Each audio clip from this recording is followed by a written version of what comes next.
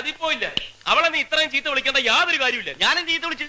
ഒന്നും വിളിച്ചില്ലേ? നീ അവളെ ഗദ്ദെന്ന് വിളിച്ചില്ലേ? പിത്തക്കാടിന്ന് വിളിച്ചില്ലേ? അത് ഞാൻ മാത്രമല്ല, മത്തായിച്ചേട്ടനെ വിളിച്ചില്ലേ? വിളിച്ചു, ഞാൻ വിളിച്ചു. എനിക്ക് അധികാരമുള്ളൂ, ഞാൻ വിളിച്ചു.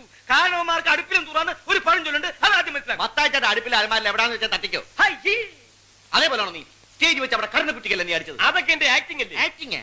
അവക്ക് ടൈമിംഗ് ഇല്ലാത്ത എന്റെ കുഴപ്പമാണോ? നമ്മൾ അടിക്കുമ്പോ ഇങ്ങനെ നിൽക്കണം, നമ്മൾ അടിക്കുമ്പോ മുഖം കൊണ്ടുവന്ന അടിയുള്ളൂ. അപ്പൊ നീ മനപ്പുറം അടിച്ചല്ല. നിനക്ക് മനഃപൂർവ്വം തോന്നി, അതാണ് ആക്ടിംഗ്. നിനക്കില്ലാത്തത്.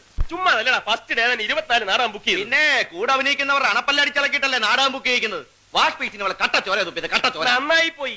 നിന്റെ വൈഫൊന്നും അല്ലല്ലോ, പെങ്ങളൊന്നും അല്ലല്ലോ ഇത്ര ദണ്ണം വരാൻ. എനിക്കൊരു ദണ്ണമില്ല. അടുത്ത നാടകത്തിന് വേറെ നായിക ഉണ്ടായിക്കോണം.